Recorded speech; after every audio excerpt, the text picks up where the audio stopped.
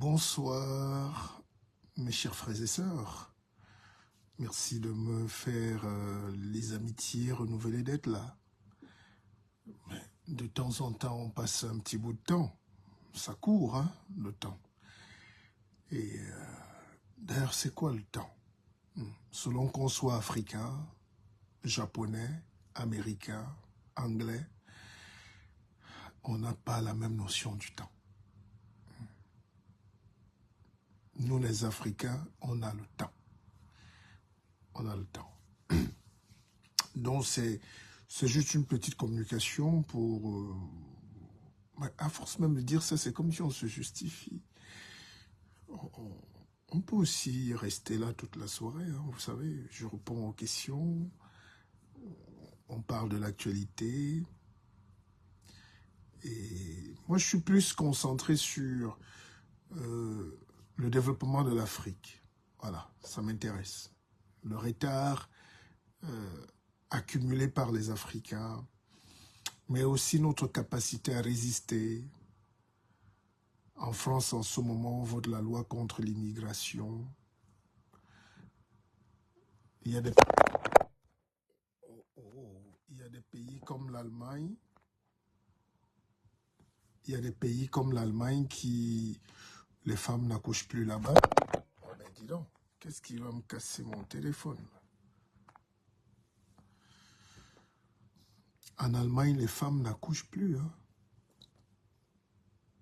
C'est pour ça qu'on fait venir les Turcs, les Syriens, tout ça. Et même eux, ils rentrent déjà chez eux. En France, ils ont un problème sérieux avec les enfants. Une femme française accouche un enfant, ou deux maxi. Et donc, il y a un dépeuplement, mais en même temps, ils ne veulent pas les émigrer. Bon, il y a un problème culturel. On dit que les Haoussa, dont les Arabes, les musulmans dérangent, qui ne sont pas le bienvenu. Mais comment tu peux faire un pays sans ces gens-là? Ils sont plus nombreux. Et puis les Africains qui travaillent dans tout ce qui est dur, tout ce qui est sale, tout ce qui est... Vous savez, J'étais dans un garage aujourd'hui, enfin un magasin de pièces automobiles, et j'ai vu il y avait 3 femmes d'Afrique de l'Ouest qui faisaient le ménage, et on les traitait... Et ça, on ne va pas dire ça aux Français, que non, pour faire le ménage, pour faire la cuisine, garder vos enfants, nettoyer les rues de Paris qui puent, il faut les Sénégalais, il faut les Maliens. Et ces gens travaillent dur, du matin au soir, ils cotisent. Bon. Et puis, il y a une autre actualité en Afrique qui m'intéresse. Moi, je parle de l'actualité, hein, globalement. J'ai un autre volet où je fais vraiment du coaching, hein, où je fais vraiment du développement personnel, mais je vais dire collectif. Là, je vous donne des petites cartouches pour vous en sortir dans la vie, si ça peut aider. Et puis, il y a un autre volet où je parle vraiment aussi business, mais un peu moins, parce que toutes les histoires de business, d'affaires avec les Camerounais et les Africains, ça tourne toujours très mal. Hein. C'est-à-dire quelqu'un est séduit par ton projet, il t'appelle, il veut entrer, mais il met 100 francs et il veut gagner 10 000 le même jour ou le lendemain. Donc la patience, l'immaturité, l'impatience, l'immaturité et puis le manque de traçabilité font que c'est très dur de parler affaires. Et pourtant, on est là pour faire des affaires. La vie, c'est le business. Vous gâchez tellement d'occasions de business, tellement d'occasions. Ça prouve que les Africains, même sans les Blancs, étaient déjà faibles. Même sans les colons, on avait certaines limites. Même sans les Portugais, les Anglais, les Brazza, tous ces colons-là, l'Africain est d'abord faible. Parce qu'il est haineux, il est limité. C'est vrai que quand on dit ça, ça choque un peu un ou deux Africains. Mais c'est la réalité. Les Africains, surtout en Afrique centrale, on est très tribaliste. Le tribalisme est venu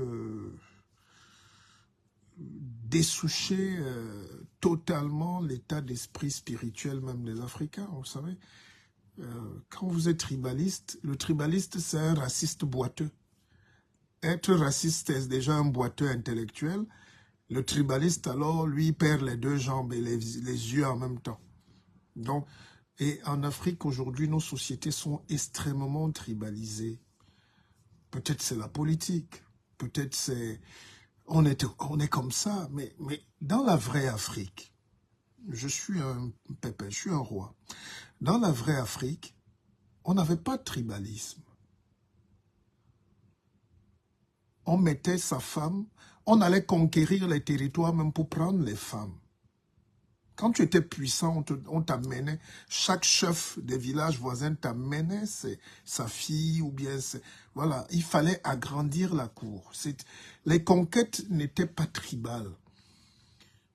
Oui, mon jeune frère Berlin, merci, bonsoir, bonsoir à toi. Et vous voyez par exemple que le roi Njoya était venu donner un enfant au roi Mangabel, au roi Bel. Et c'est cet enfant qu'on a appelé Mandécibel. Il était le régent.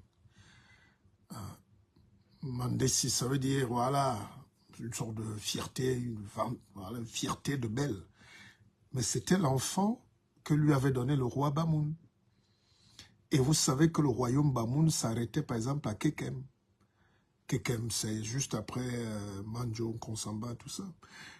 Et c'est les Allemands qui arrivent, ils disent, vous ne pouvez pas être si puissant, on va vous retourner là-bas dans vos broussailles jusqu'aux confins du Noun. Et ceux qui regardent bien, par exemple, au Cameroun, savent que les Bamoun et les Baganté ont une souche. D'ailleurs, le chef Baganté s'appelle Djimoulu, d'accord? Quand vous écoutez même le Baganté, c'est un peu un Bamoun corsé. Et la même chose, quand vous êtes à Baïgon, sur la route de Fumban, après Koutaba, il y a une route là, il y a une piste là, une rue qui sort directement à Bafia. C'est pour ça que les Bamoun et les Bafia s'appellent les Mandjara. Quand vous avez le mont Bapa à Fumban, non, vous avez les Bapa ici, avant Bouddha. Donc, c'est eux qui ont fui les guerres. Donc, nos pays sont une succession de petits groupes. Ce n'est même pas des ethnies. C'était des grandes familles qui se déplaçaient. D'accord? Quand on parle des Ngombe, les Ngombe, c'est-à-dire les Bassa, qui viennent du Lituri au Congo, ces Bassa-là sont passés, évidemment, par le Congo, par l'Est. C'est pour ça que quand vous êtes à l'est du Cameroun, vous avez les Kakors, vous avez les Makas même qui, je vous ai appris, les Makas, c'est les Ngombe, c'est les Bassa, ils viennent direct, c'est une filiale du Congo, du Lingala. Et quand vous regardez les Makas, on va dire les Pygmées, nos frères, sont descendus jusqu'à la recherche du ciel, jusqu'à Kribi. L'Olodorf, Campo, les Makas et les Ngumba parlent pareil. Les Ngumba dans le sud, c'est la même langue. Je vous mets au défi. Donc, oui, les Makas, les Ngumba, les Mabéa, ils parlent la même chose. C'est comme quand on dit crise anglophone au Cameroun, les gens qui ne savent pas peuvent être idiots, quoi. C'est fou. Il n'y a pas de nord-ouest. Le nord-ouest, c'est les Bamileke. Voilà, quand vous êtes enfin, une grande partie. Et puis, il y a aussi les éleveurs tout pourris et tout ça qui sont venus dans les plaines de Batibo et tout ça. Mais en réalité, quand on dit le Lébialem, par exemple, c'est Tchang. C'est les mêmes peuples. C'est les Photos, c'est les Futuni, c'est les Fokéré, c'est la même chose. Alors, et quand vous regardez tout le sud-ouest, vous savez qu'à Kribi, les Batanga, qui sont les Douala, qui sont les Malimba, qui sont, enfin, c'est le peuple Sawa, les Batanga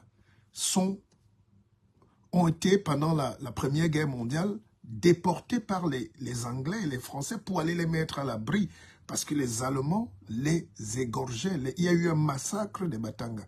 Et on est allé les jeter à Victoria. C'est pour ça que quand vous êtes dans le sud-ouest, vous avez Boro-Batanga, toutes ces zones-là de Tiko, Manfé, tous ces petits villages-là, Kumba, c'est les Batanga. enfin, les Bakweri, hein, tous les noms même jusqu'à la frontière du Nigeria avec Bakassi, c'est Idabato, Ekomba Bedimo, hein, c'est la terre des fantômes. Donc vous voyez, vous sentez que les gens sont ignorants de qui ils sont et la politique est venue aujourd'hui nous présenter les Bamileke là-bas, les Bassa ici, les Zewondo, mais alors que tout ça, mais je peux développer comme ça jusqu'à demain matin, d'accord? Et moi, j'ai un de grands-pères qui s'appelait Baba Simon Pékin, qui était un grand prêtre missionnaire, qui allait évangéliser dans le Grand Nord. Et il a écrit des livres, il était bouleversé. Les Mundang et tous nos frères du Nord, là, c'est un bassa dur. Mais c'est logique, tous les Africains disent qu'ils sont venus d'Égypte. Mais vous n'êtes pas venus en sautant. Vous êtes descendus par des migrations. N'est-ce pas? Toutes ces migrations-là, du Nil jusqu'au Congo, jusqu'au Zambèze, donc les gens s'arrêtaient. Donc les Mundang, c'est des Ewondo, c'est des Bassa, c'est des Bamileke, c'est des Tikars. Les Bamoun sont les Tikars. Vous voyez, les Tikars qui sont eux-mêmes. Voilà. Donc, et c'est cette culture-là qui fait qu'il faut qu'on réapprenne concrètement et terre à terre à parler aux Africains de leurs origines. Je peux vous prendre un exemple. Les Batanga, par exemple, ceux dans le sud du Cameroun, tous les Sawa, vous savez que cette semaine, le président de la transition du Gabon a inauguré une station, inauguration d'une station pétrolifère à Batanga.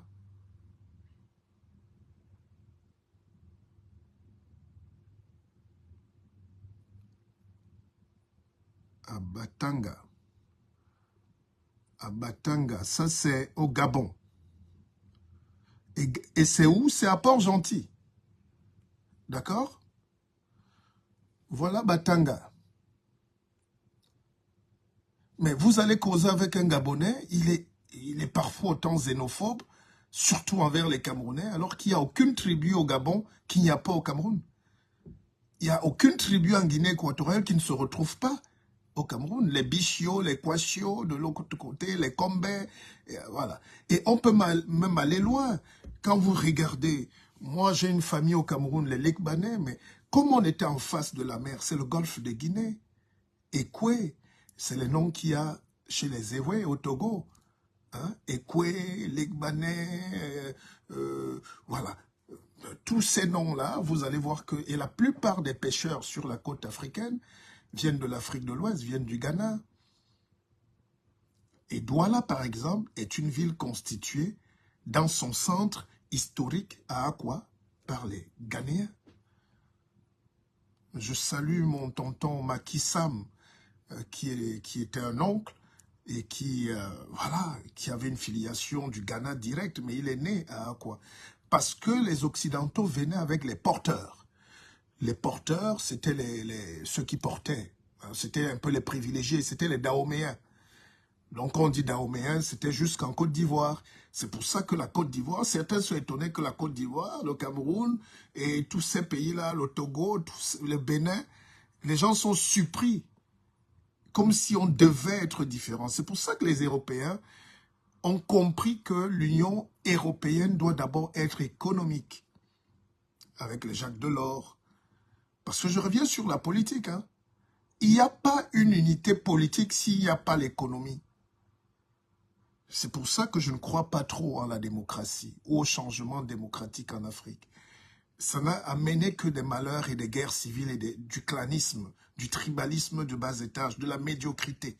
Pas que les acteurs, parfois, ne sont pas bons, mais c'est que les résultats de la politique, c'est la guerre civile en Afrique. Ben, si c'est pour faire la guerre, pourquoi faire de la politique? Si c'est pour ne plus saluer des frères, si c'est pour qu'on ne se mange plus un petit repas ensemble, si c'est pour qu'on ne s'aime plus, c'est pour ça qu'il faut repenser. Et je l'ai écrit dans mon dernier livre. L'économie, c'est l'industrie. Industrialisez-vous et taisez-vous. Je vais le marteler jusqu'à ce que les gens prennent conscience. Vous allez faire... Bon, il y a les élections au Congo, là. Le 20 décembre. Un grand pays comme le Congo, il y a une vingtaine de candidats, mais il y a des candidats qui te disent que leur premier plan de politique, c'est de faire une barrière, un mur au Kivu, c'est-à-dire entre le Burundi, l'Ouganda, le Rwanda et le Congo. Mais monsieur, un peu d'intelligence. Le Kivu, au-delà des pays là, c'est un peuple, c'est une vie, c'est une histoire. C'est comme quand vous êtes au Congo, à la frontière, à partir de Djoum là. Quand vous êtes à Djoum, vous êtes au Congo. Le Congo, vous êtes en Centrafrique. Vous ne pouvez pas séparer. Je parlais de Centrafrique tout à l'heure avec l'Est. C'est les Bayas, c'est les Makas, c'est les... tout ça, mais c'est un même peuple. Alors, il faut que les gens réfléchissent d'abord à nous libérer les frontières. Je pense que le Rwanda a fait un premier pas là-dessus. On a dit, tout Africain maintenant peut entrer au Rwanda sans visa. Voilà des choses concrètes qu'on attend. Maintenant, j'attends aussi de dire que chaque Africain peut aller acheter et investir sans payer des taxes. Si on me dit ce soir que je peux aller investir en Côte d'Ivoire et ne pas payer des taxes pendant 5 ans, je vais aller m'installer. Il ne faut pas que l'Afrique soit profitable uniquement pour les étrangers, enfin les expatriés ou les immigrés européens. Il faut aussi les appeler immigrés. Parce que quand c'est eux des expatriés, quand c'est vous, même avec vos doctorants, on vous appelle immigrés. C'est insultant. Ça t'enlève quelque chose de dignité. Sinon, tous les Occidentaux en Afrique sont aussi des immigrés. D'ailleurs, c'est eux qui viennent chercher le pain. Alors, c'est ce que je veux dire un peu, qu'il faut qu'on réfléchisse sans trop de bavardage.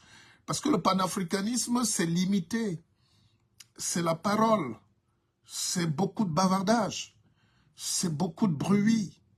Mais concrètement, si je ne peux pas aller à Libreville faire mes courses, si j'ai 1 million et que je ne peux pas aller les dépenser au Gabon ou au Congo et revenir, mais où est donc? N'accusons plus les Occidentaux. C'est parce que l'Africain est haineux, est tribaliste. Partout aujourd'hui, moi je vis un phénomène ces jours-ci au Cameroun. Vous ne pouvez plus prendre une fille sans qu'on vous demande elle est d'où. Vous ne pouvez pas prendre un garçon sans qu'on vous demande qu'il est de quelle tribu. Je pensais qu'on pouvait dépasser ces choses-là et ça pénalise, ça crée des suspicions, ça crée des divisions. Et la conséquence, c'est que c'est ici en Europe que les gens organisent les soirées du peuple Futuni. Soirée du peuple Baléven. Soirée du peuple Yassa. Soirée du peuple Betty. Les Ekans se réunissent aux États-Unis. Mais déjà au Cameroun, vous ne vous parlez pas. Vous vous réunissez donc pour fêter la tradition où? C'est pour ça que le noir n'est pas un homme finalement qui respecte sa propre spiritualité. D'accord? Les Sawa viennent fêter l'Ongondo à Cannes. On fait la route même des chefferies. Donc on prend tous nos chefs. Moi je suis un chef, je ne ferai jamais ça. On prend tous nos chefs, on les amène à Paris pendant 1 mois et ils portent leur gros pagne là et leurs odeurs et ils sont assis là comme des foires alors que déjà en 1905, il y avait la foire de Paris où on exposait les mêmes Africains et les Blancs venaient filmer. Et là, on se plaignait. Mais vous revenez 100 ans après, vous rasseoir là, les gens vous filment, vous dites que vous êtes venu pour la route des chevaux des chefs. Mais est-ce que vous avez déjà vu un chef japonais venir en Afrique? Vous avez déjà vu l'empereur ou un notable japonais venir exposer sa culture comme ça? Donc, il y a un peu tous ces phénomènes-là. Alors, maintenant, je passe à une autre question. Quelqu'un m'a dit, je n'ai pas pu répondre la dernière fois, quelqu'un m'a dit le guide. D'ailleurs, je vous dis merci, vous qui achetez mes livres, vous qui êtes connectés, vous qui me suivez, vous m'encouragez à donner des enseignements ou bien à échanger avec vous. Parce que ce qui manque en Afrique, c'est la modernité. On a beaucoup d'intellectuels, mais ils sont parfois les vecteurs de l'obscurantisme. Ce qu'ils disent en privé est catastrophique. Aucune ouverture d'esprit. C'est eux qui amènent le tribalisme en Afrique. C'est eux qui le planifient. C'est eux qui le créent. Donc, ce que je voulais dire, c'est que Quelqu'un m'a posé la question de savoir l'autre jour la différence entre le développement en Côte d'Ivoire et au Cameroun. Les modèles de développement. Et cette question est très importante parce que c'est deux Afriques qui s'opposent. Et moi, je vais demander aux Africains, parce qu'il y a la CAN dans quelques jours, je serai à Abidjan, si j'ai le temps, parce que je n'ai plus le temps en ce moment. Vous connaissez ce qui... mais j'ai une invitation pour être à Abidjan, donc j'y serai. Je vais faire tout pour aller voir même au moins 2-3 matchs et revenir sur Paris rapidement. Alors, la différence entre les modèles africains de développement en Côte d'Ivoire et Cameroun, ou Sénégal, Cameroun, c'est pas pareil. Et c'est quoi le panafricanisme? Est-ce que c'est emprisonner la population pour qu'elle n'ait pas accès à l'eau, à la lumière, aux ponts, aux autoroutes, parce qu'on est africain? Et ça remonte même à l'idée du panafricanisme. Vous savez, les lives comme ça sont très importants, même pour nos enfants, non, même pour nos jeunes. C'est votre histoire, il faut noter. C'est trop facile de venir dire que oui, on est apôtre de ceci et lire un chapitre de la Bible à l'envers même, mais au lieu d'aborder les vrais sujets qui peuvent aider les gens à avancer, à comprendre comment marche le monde. D'accord? Bon, je reconnais, ce n'est pas donné à tout le monde.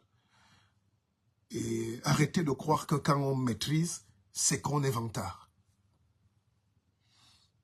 Il y a aussi les Africains qui parlent aisément des sujets qu'ils maîtrisent, qu'ils enseignent, même en Europe, même au Canada, même aux États-Unis. On a des ingénieurs de très haut niveau qui devraient faire des lives. Entre parenthèses, j'ai un médecin au Cameroun que je cherche. Je n'ai pas retenu son nom. Il est jeune, il est brun. Il s'appelle Dr Ngou. Vraiment, trouvez-moi ce garçon. Il fait des lives, il fait des vidéos terribles. Il dit tous les Camerounais, tous les Africains ne vont pas fuir pour le Canada. Il y a des Camerounais qui vont rester. Il est médecin, il fait des vidéos avec les moyens de bord pour présenter tout ce qu'il y a de technique et de positif. À ça, voilà un garçon à qui on peut faire vraiment des levées de fonds pour qu'il crée un centre, un institut. Voilà ce que j'appelle un influenceur. Il ne veut vendre rien à personne. Il n'est pas là pour t'imposer d'entrer dans sa société. Il n'a pas de société. Il est médecin et il ne parle que de médecine. Je n'ai pas dit qu'on ne peut pas parler d'autre chose, mais je dis, il vous présente les meilleurs visages de nos génies en médecine. Alors donc, je disais que les Africains sont paradoxaux. Ils demandent le panafricanisme, mais de la pauvreté. Et ils reprochent tous les Africains, surtout les Camerounais. Les Camerounais sont beaucoup un peu jaloux des Ivoiriens, de la Côte d'Ivoire. C'est toujours un conflit qui commence sur les réseaux sociaux, mais dans la vraie vie, ça se prolonge. On dit toujours aux Ivoiriens, oui, vous êtes une province de la France, oui, vous êtes un petit pays qui s'accroche sur les ponts et les prés. Mais monsieur, déjà, je vais vous dire, vous n'avez pas souvent des notions d'économie. Un homme qui ne vit pas de prêts est un pauvre. Tous les milliardaires ont pris des prêts, se sont endettés. Et ils remboursent les dettes pendant même 100 ans. Ce n'est pas la dette qui est un problème. Il faut même avoir des... Même l'État, les États ne peuvent pas vivre s'ils n'empruntent pas. D'accord? Dans le circuit mondial, on parle parfois lever les fonds. Il y a la dette intérieure et la dette extérieure. Est-ce que vous comprenez? Terre à terre. Un pays a besoin de l'argent. Comme votre femme à la maison a besoin de l'argent pour gérer la maison. Et l'homme, quand il n'a pas, il va chercher dehors. Et l'argent, il peut aller arracher, il peut aller travailler, il peut aller prêter, mais il doit ramener de l'argent pour que la maison vive. D'accord? C'est un peu comme ça que la Côte d'Ivoire fonctionne. Regardez un pays comme le Cameroun avec tous les blocages qu'on a aujourd'hui. Un pays qui est immensement riche, vous le savez. Un pays qui est même le plus riche d'Afrique. Parce que vous ne pouvez pas avoir les cerveaux qu'on a, la terre qu'on a, le sous-sol qu'on a, et dire que le pétrole, 40 ans après, est bloqué dans des bateaux. N'est-ce pas? Vous achetez le pétrole que vous avez. Quand je dis industrialisez-vous et taisez-vous, j'espère que vous allez me lire un jour ou me comprendre. On a le pétrole. Il y a la Sonara. On prend le pétrole, Parce qu'on ne peut pas raffiner. Au Nigeria, Dangote seul a créé la plus grande unité de raffinerie en Afrique. La 5 plus grande raffinerie au monde. Donc on peut même prendre là au Cameroun, à Limbe, Manaobe, on est à 10 minutes de la raffinerie de Dangote. Non, on te dit non, le pétrole est vendu, je ne sais pas où, il faut que ça revienne, il faut que... Et c'est le même processus qu'on subit avec le cacao, avec le bois, avec le pétrole, avec... Nous sommes en 2023, nous ne pouvons plus vivre comme ça. Nous entrons en 2024, aucune économie. Les Camerounais sont quand même courageux. Vous faites comment? Il n'y a pas d'économie. Mais quel est ce pays où la balance commerciale est obligatoirement déficitaire? Parce que tout vient de l'étranger. Sur place, on ne peut rien transformer. Maintenant, on ne peut même plus rien vendre. Vous savez qu'aujourd'hui, on te fait le cacao de synthèse, mais avec les produits chimiques. On utilise 5% de cacao désormais dans le chocolat. Hein? Moi, j'aime parler avec les preuves. Hein? Moi, je ne suis pas là pour me balader. Et quand vous avez une tablette comme celle-ci sans publicité, vous regardez là, tac, le chocolat, c'est 10%. Le reste, c'est les additifs. Donc, c'est pareil pour l'or. C'est pareil pour le diamant. Vous savez que le diamant, c'est le carbone chauffé à une haute température. Aujourd'hui, on obtient une synthèse de diamant. Si je ne fais pas l'exposition de la richesse sur Facebook, mais si je vous prends un diamant tout à l'heure original et je vous montre un diamant de synthèse, vous ne pouvez plus.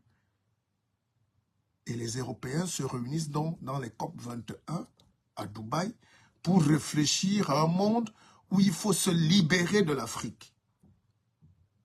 Est-ce que vous comprenez ça? Ah, il parle d'écologie, mon œil, mais il parle du nucléaire. Hein? C'est-à-dire, on bascule dans le nucléaire. Ils ont même des substituts du pétrole. Ils ne veulent plus toucher le pétrole. En réalité, ils trouvent les moyens de quitter l'Afrique, de vous abandonner avec vos misères et votre mauvais cœur. La seule chance de l'Afrique aujourd'hui, c'est l'ouverture. C'est le joint venture. Accepter d'aller avec les autres. Faire de l'Angleterre un vrai partenaire. Faire de la France un vrai partenaire. Faire de l'Allemagne. Il faut que ces accords-là évoluent. Il ne faut plus que les Chinois nous amènent leur moto qui casse les pieds des enfants. Il ne faut plus qu'on nous amène les babouches. C'est comme quand tu vas draguer une fille au quartier. Mais quand on était plus jeune, hein, moi, je suis un garçon de Bonapriso, on se retrouvait bien à Newbel avec une supériorité parce qu'on avait la clim dans les maisons. On est d'accord? Excusez-moi, j'ai un rendez-vous. J'espère que je ne vais pas trop mettre long. Donc, les filles qui ne nous demandaient que les sucettes étaient traitées comme des filles de sucettes. Et des filles aujourd'hui qui placent leur niveau, on leur offre des maisons. On leur offre de l'amour, si vous voulez. Mais des voitures neuves. Vous voyez vous-même sur Facebook, toutes les influenceuses n'ont pas le même prix. D'accord? Alors, il faut que l'Afrique soit une influenceuse qui élève un peu, qui demande la voiture neuve, qui demande une villa, parce qu'elle mérite.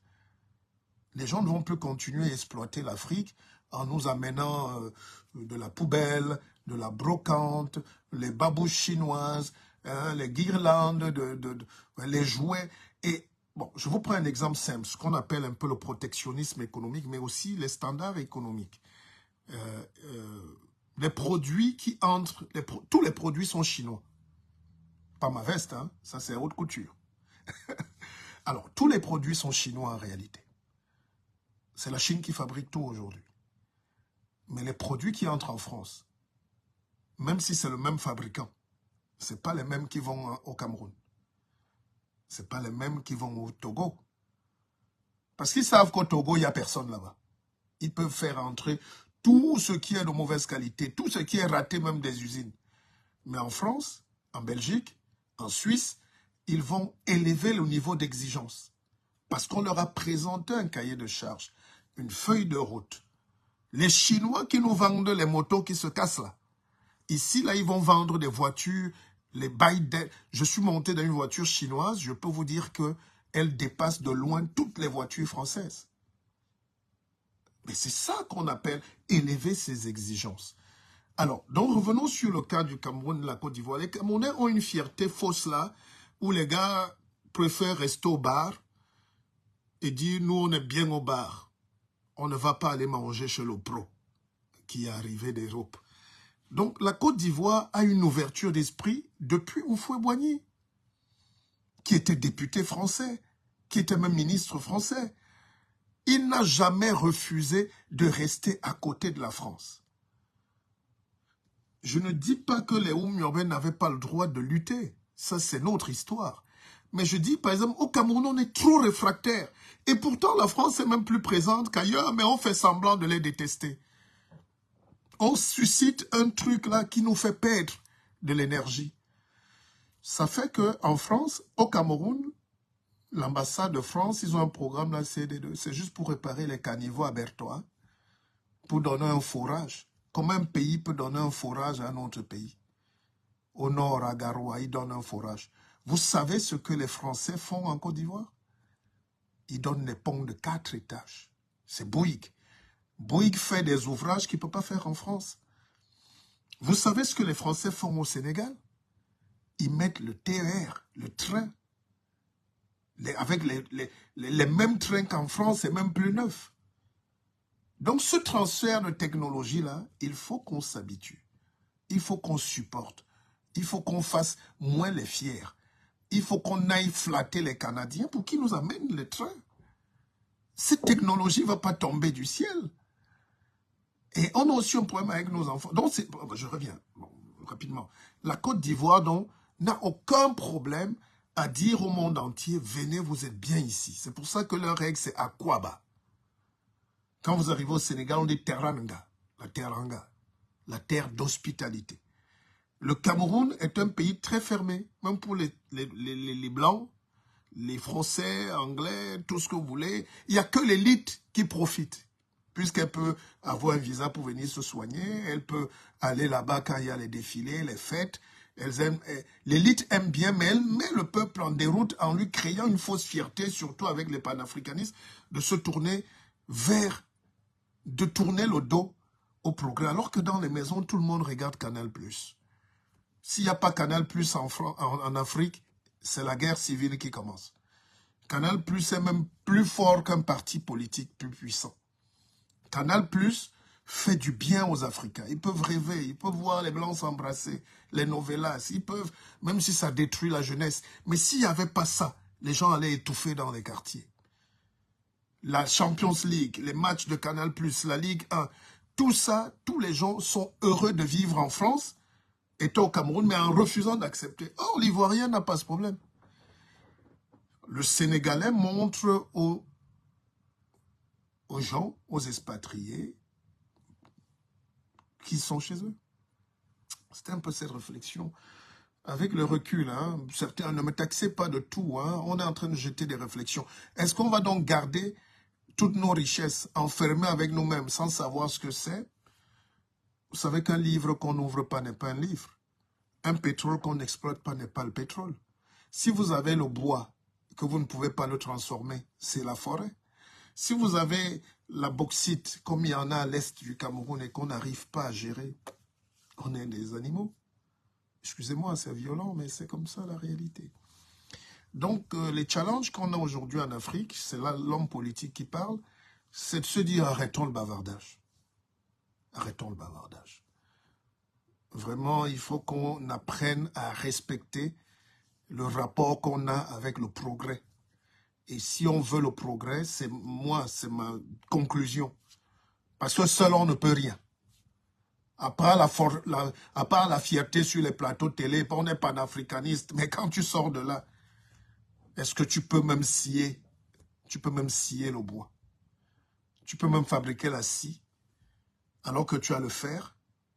On parle des cure-dents tous les jours, voilà les cure-dents.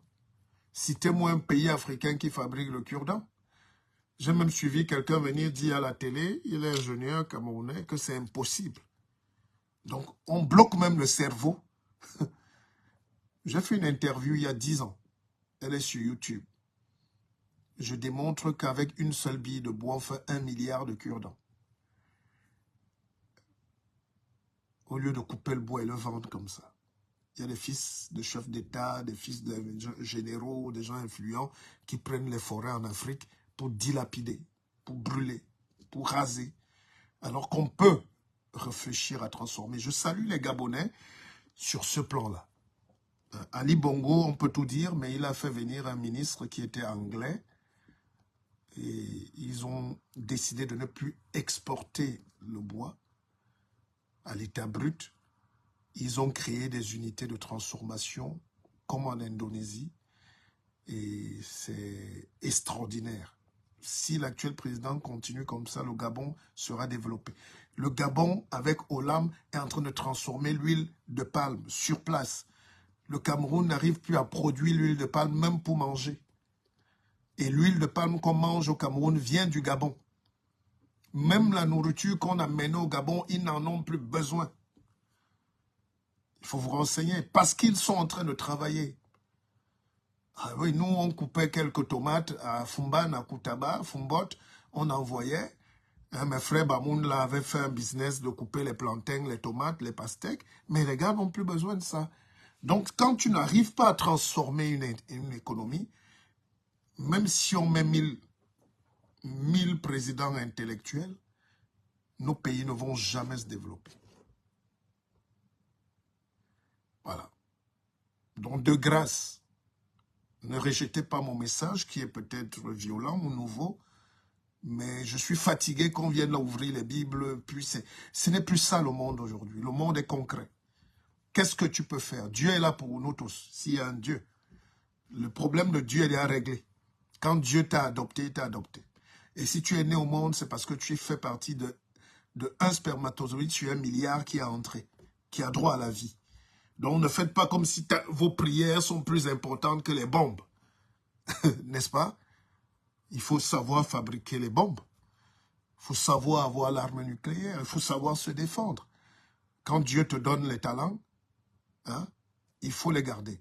Éric Vofat, tu m'as fait une remarque l'autre jour, petit frère. Je n'ai pas bien compris. Déjà, tu n'as pas lu mon livre, là. Tu ne l'as pas commandé, mais tu m'as fait une remarque. Je n'ai pas voulu te répondre ce jour, mais bon, tu es mon petit frère, j'aime bien. Mais la vie est plus compliquée que ça. Hein? Les raccourcis sur Internet, c'est trop facile. Les vrais enseignants vont vous dire que ce que je vous dis là aujourd'hui, c'est notre unique chance de créer un truc pour qu'on commence à ne plus se moquer de nous. Vous savez, nous, j'ai grandi en Europe, je voyais comment on traitait les Chinois. Un Chinois ne passait pas, même à la préfecture, quand un Africain, quand un Camerounais passait. Aujourd'hui, ils ont des bureaux. Dans les préfectures, un Africain ne peut pas passer avant la Chine. Parce qu'il pèse. Parce que son pays fabrique. Parce qu'il est un acteur économique. Parce qu'il vient vendre. Parce qu'il sait. Ils ont mis leur intelligence concrète pour travailler. Nous, tous les ingénieurs, tous nos frères, toi-même tu dois être ingénieur, je me rappelle bien. Tu es un jeune brillant. Vous tous qui êtes venus vous former ici, vous ne servez à rien du tout. Pas que je minimise votre parcours, mais justement, je dis que les Africains qui sont là, on ne sert à pas grand-chose. Que tu aies le doctorat ou que tu aies le CPO, quand tu arrives à la préfecture ou quand il y a un contrôle de police, on voit une tête d'Africain, on dit mettez-vous là-bas. La preuve, on fait une loi sur l'immigration, mais on dit les Africains. On ne parle pas des Chinois. Il y a plus de Chinois et de Pakistanais en France. On ne parle pas d'eux. Parce que eux, c'est les patrons de la France aujourd'hui, économiquement. Ils ne sont pas dans les débats. Tu ne peux pas minimiser quelqu'un qui a la puissance. Alors, comment on a la puissance de la terre? Comment on a la puissance des bras? Comment on a la puissance Gonzalez, tu as une société dans le 14e, mais tu fais quoi? Ta société fait quoi? Je dis pas non. Mais ta société fait quoi? Tu peux parler de bourse? Non, dis-nous si tu as une société qui peut lever, hein? Tu as une société qui lève les fonds, tu as une société qui peut capitaliser, tu as des actionnaires. Quand on dit que la Chine est une puissance, c'est un géant, vous ne pouvez pas imaginer. Même en Afrique, là, quand vous voyez les sociétés comme Bolloré, vous savez que c'est le CAC 40. Vous savez ce que c'est que le CAC 40? C'est le Gotha des entreprises puissantes. L'action est chaque jour en jeu. Mais tous nos Africains sont milliardaires, mais seuls. Ils vendent sa friperie, il a 1 milliard, il vit seul. Et il va juste à la soirée africaine hein, dépenser. Vous savez ce que c'est que la capitalisation boursière? Combien de sociétés? Vous savez qu'on peut créer des sociétés aujourd'hui, même au Cameroun, et les coter en bourse. C'est quoi l'action de ta société? Moi, je tape tout de suite, hein, je présente. D'accord? Moi, je présente.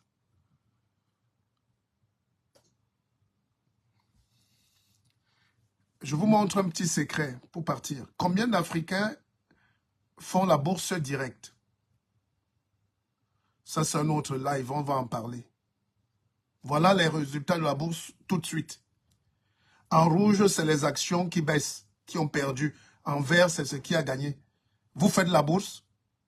Alors, si je vous initie maintenant à la bourse, oh, il veut nous frapper. On est toujours dans la négativité.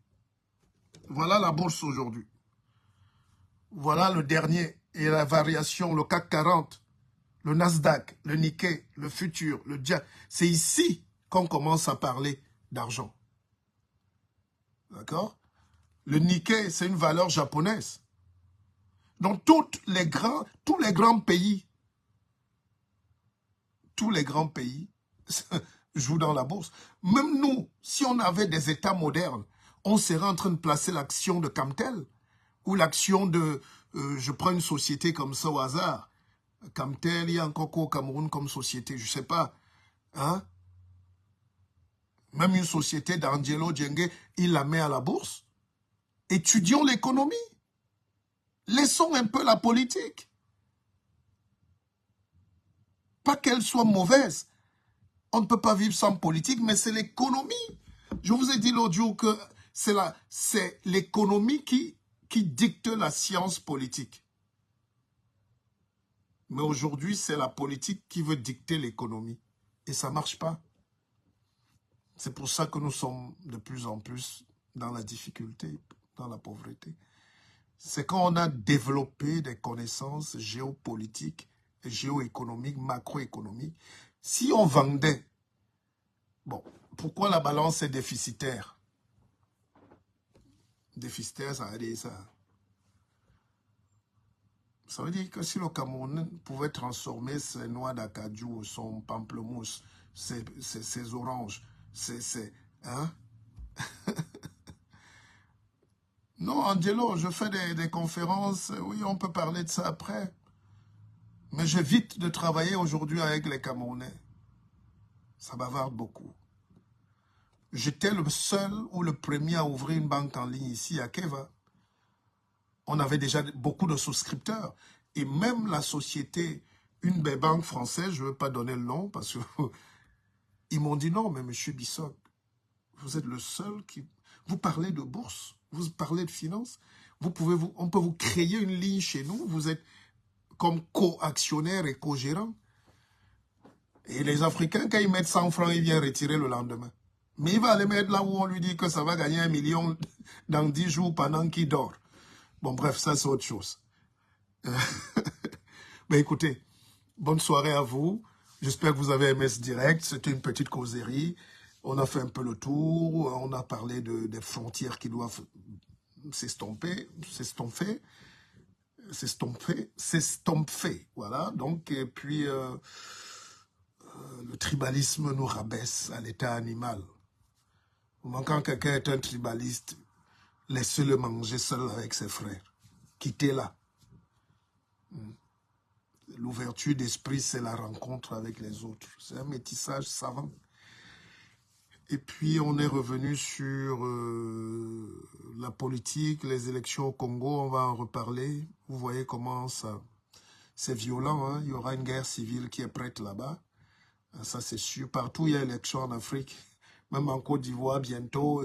Ils sont déjà en train de mettre les... S'ils ne font pas attention, on va revenir en 2000. Hein?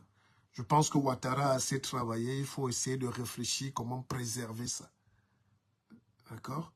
Pour avancer. Au Congo, et puis on est revenu sur les notions économiques, et puis voilà, on a un peu causé. Et je suis fier de vous. Chaque jour, vous grandissez. Faites un tour de partage, abonnez-vous sur ma page, et je suis heureux. Je suis heureux d'avoir la liberté de vous parler, en toute franchise. Allez, à très vite.